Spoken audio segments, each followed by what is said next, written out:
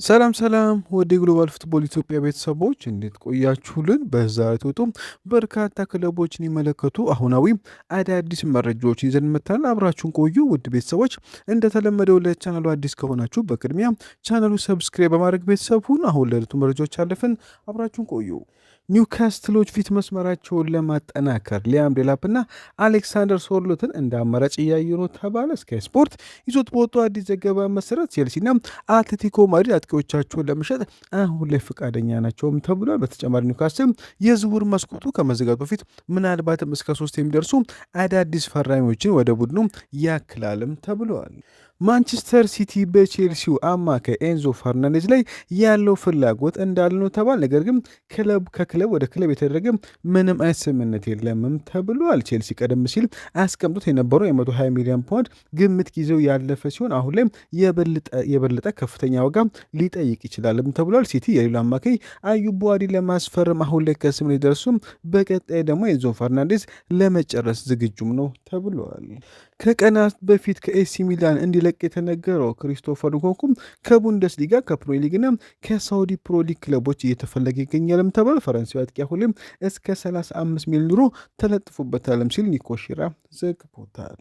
ማንቸስተር ዩናይትድ ለባርሴሎና አማካይ ጋቪ እስከ 55 ሚሊዮን ዩሮ የሚደርስ የመጀመሪያ ጥያቄ ለማቅረብ የተዘጋጀ ነው ተባለ። የስፔኑ ኤል ናሲዮናል ይዞት በወጣው ዘገባ መሰረት ማይክል ካሪክ ለስፔናዊ አማካይ ትልቅ ፍላጎት እንዳለውም ተሰምቷል። ባርሴሎና አሁን ላይ እስከ 40 ሚሊዮን ዩሮ ከተቀረበለት ጋቪ ሊለቅ ፈቃደኛም ነው ተብሏል። ካሪም ቤንዜማ የሳውዲውን ክለብ የሚለቅ ከሆነ አልሂላል አስቶን ቪላን አጥቂ ኦሊ ዋትኪንስን ኢላማ ሊያደርግ ይችላል ተባለ። ሲሞኔ ኢንዛጊ ዋትኪንስን ተስማሚ አማራጭ አድርገው የመለከቱ ሲሆን አጥቂው ከቪላ ጋር የ2 ዓመት ኮንትራት ይቀረዋል። ቤንዜማ ከአልሂላል ጋር ያለውን ለማቋረጥ አሁን ላይ ድርድር ላይ ነው ሲል ዲያሮ አስ ዘግቦታል።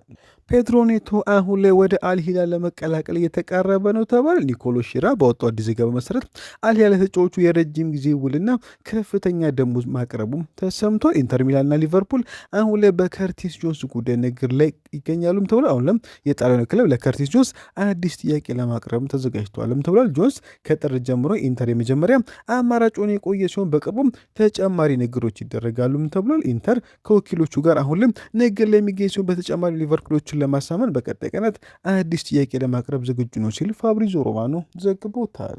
ማንቸስተር ዩናይትድ የፍራይቦርጉን አጥቂ ኢጎር ማቶኖቪችን ለማስፈረም ተወያይተዋል ተባለ። ቶተንሃም በጀርመን 15 ጎሎቹን ያስቆጠሩ የ3 ዓመቱን አጥቂ መከታተሉን ቀጥሏልም ተብሏል። ከኦቶፍ ሴሪቱ ቦታ ዘገባ መሰረት ጆሹዋ ዚርክዚ በቀጣይ ቀናት ከኦልትራፎርድ የሚለው ከሆነ ምናልባትም የቡንደስሊጋው አጥቂ ወደ ኦልትራፎርድ ሊመጣ ይችላልም ተብሏል።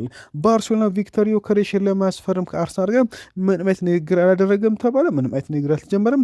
ሁሊያን አልቫሬስ አሁንም የባርሴሎና ቀዳሚ አማራጭ ነውም ተብሏል። አርሰናል ቢሆን በቪክተር ኦሲሜን የዝውውር ጉዳይ ከጋላታሳራይ ጋር ሁሌ ምንም አይነት ንግግር አላደረገም ሲል ፋብሪዞ ሮማኖ ዘግቦታል። ሪያል ማድሪድ በአርሰናሉ ስፔናዊ አማካይ ማርቲን ዙቢሜንዲ ላይ የነበረውን ፍላጎት አዲስ አድርጎ አድሷል ተባለ። የስፔኑ ክለብ ሮድሪ ወደ ማድሪድ መዘወር እድሉ ውድቅ ማድረጉን ተከትሎ ትኩረቱን አሁን ወደ ሌላኛው ስፔናዊ አማካይ መልሷልም ተብሏል። ጆዜ ሞሪኖ የ27 ዓመቶች ወደ ሳንቲያጎ ቤርናቦ ለማምጣት አሁን ላይ ትልቅ ፍላጎት አላቸው ሲል ሙንዶ ዲፖርቲቮ ዘግቦታል። ማንቸስተር ዩናይትድ የክሪስታል ፓላሱን አማካይ አዳም ዋርተን በቅርበት እየተከታተለ ይገኛል ተባለ። ማይክል ካሪክ ዩናይትድ የመሃል ሜዳ አማካይ አሁን ላይ ለማጠናከር አዳም ዋርተንም ዋነኛ ኢላማ አድርጎታል ሲል ዘሰን ፉትቦል ዘግቦታል።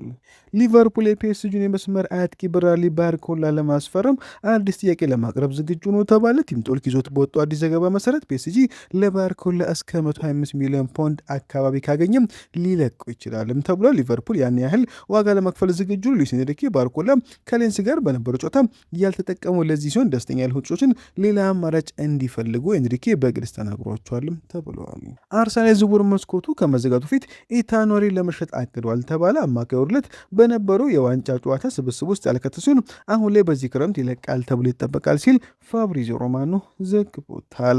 ማንቸስተር ዩናይትድ ቪክተር ኦሲሜን ለማስፈረም እድል ካለ አዲስ ጥያቄ ለማቅረብ ዝግጁ ነው ተባለ። ፉትቦል ፋንከስት ባወጣው ዘገባ መሰረት የጋላታሳራይ አጥቂ አሁን ላይ ወደ እንግሊዝ ለመጓዝ ፍቃደኛ ሲሆን ወደ የትኛው ክለብ ያመራል የሚለው ግን አሁንም ግልጽ አይደለም ተብሏል።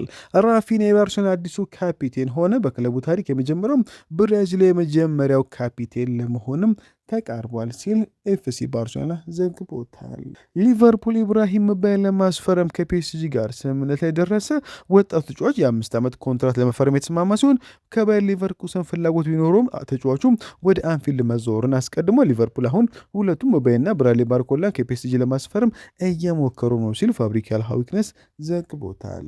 ማንቸስተር ዩናይትድ አዲስ የግራ መስመር ተከላካይ ለማስፈረም በገበያ ላይ ይገኛል። ነገር ግን ሌላ አማካይ ወይም አጥቂ ያመጣሉ ወይም የሚለው ጉዳይ አሁንም ገና የሚታይ ይሆናልም ተብሏል። ቴሌግራፍ ይዞት በወጣው ዘገባ መሰረት ማይክል ካሪክ የክረምት የዝውውር መስኮት ከመጠናቀቁ ፊት ምናልባትም እስከ 2 አዳዲስ ፈራሚዎችም እንደሚፈልግ ለክለብ ቦርድ ግልጽ አድርገዋልም ተብሏል። በተጨማሪ ዩናይትድ ብሩኖ ፈርናንዴዝ የዝውውር መስኮቱ ከመዘጋቱ ፊት ኦልድ ትራፎርድን እንደማይለቅ ግልጽ አድርገዋልም ተብሏል። ጋልሳሬ እስከ 50 ሚሊዮን ዩሮ የሚጠጋ ጥያቄ ለማቅረብ ዝግጁ የነበረ ቢሆንም የዩናይትድ ባለስልጣናት ግን ማንኛውን ጥያቄ ውድቅ ለማድረግ ዝግጁ መሆናቸው ለቱርኩ ክለብ አሳውቋልም ተብሏል። ጋልሳሬ ለብሩኖ ፈርናንዴዝ እስከ 20 ሚሊዮን ዩሮ የሚደርስ ዓመታዊ ደሞዝ እንዳቀረቡለትም ተነግረዋል።